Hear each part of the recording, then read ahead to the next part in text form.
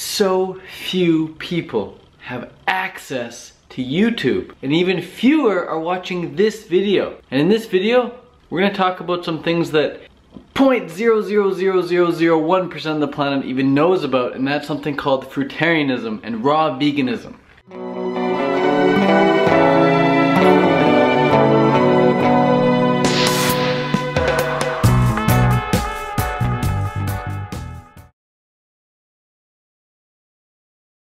Tip number 1, be willing to change your identity. Be willing to change your self-image. Be willing to be that better person. Be willing to be the best version of yourself. Be willing to potentially offend some people just by eating healthy foods. Be willing to stand out because you're eating a couple more bananas than most people are accustomed to seeing people eat. Be willing to be the person loading up the car with just pounds and pounds and pounds of fruit. Be willing to be a little weirdo for a little while. Don't worry about what other people think. Just focus on becoming the best you and keep focusing on you. Just focus on you and the fruit. Focus on you and the fruit. If you focus what other people think, you're gonna want to give in to the peer pressure, the social temptation, and just be like everybody else. But when you hold your own and you set the example and you stay the course, you get the results that you want. You get to feel as amazing as you want. And you won't care what other people think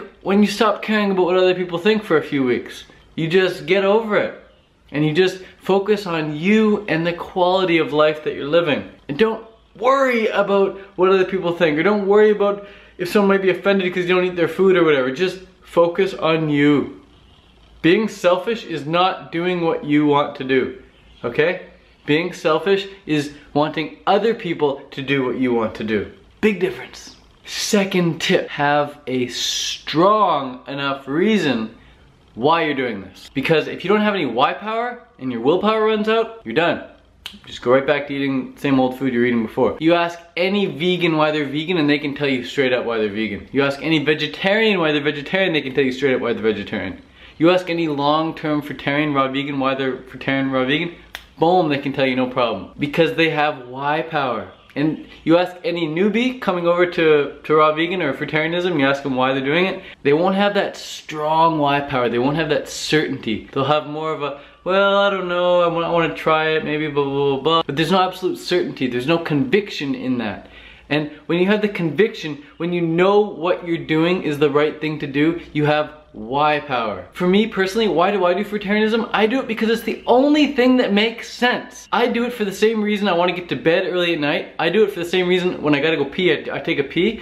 I do it for the same reason that it feels good to give to somebody, give them a gift. I do it just because it feels good. I do it because every other animal in nature is doing it as well, and they're living clean, healthy, disease-free lives. I'm doing it because it tastes so good and no cooked food can ever compare. I'm doing it because it keeps my skin really clear. I'm doing it because it keeps me in a really good mood. I'm doing it because it prevents insomnia. When I was eating cooked food, I would have insomnia. I do it because I don't want any balls and chains. That's probably the biggest reason. Reason number 9 for me right there. Don't want any balls and chains. Cooked food for me, big ball and chain. Having to eat food when you don't want to eat it, that's a ball and chain, man. And I hate balls and chains. I hate them.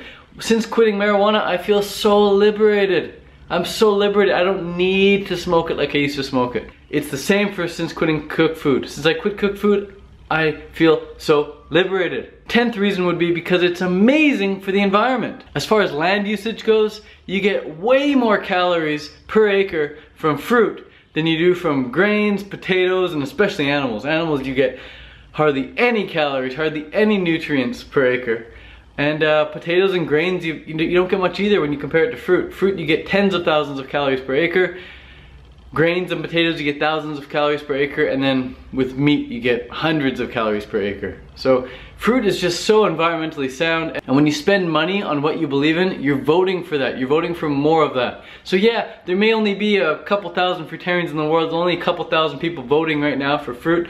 But 10 years ago, there was maybe 20 people. And now they kept voting, they kept inspiring other people. And now there's a couple thousand fruitarians. So sure enough, there's gonna be more and more and more and more people voting. And I'm just staying the course. I'm just doing what I know is right. And that's my why power. So you gotta have why power, man. And once you have your why power, and once you have that self-image of someone who does eat fruit, everything else falls into place. I don't need to tell you to stock up your house with fruit because you're automatically gonna do that. I don't really need to tell you to stay inspired because you're already gonna naturally stay inspired. At least once a week when I'm eating a big fruit meal, I'll just put on a YouTube video of either Dan McDonald talking about the power of fruits and vegetables, Ann Osborne talking about fruit, Mike Arnstein talking about fruit. Like I just wanna get inspired, you know? Nobody needs to tell you to do that. When you have the self-image of someone who just eats fruit, and when you have your why power, nothing can stand in your way, guys. Next step would be the third biggest tip, which I didn't tell you I was gonna give you, but I'll give it to you right now.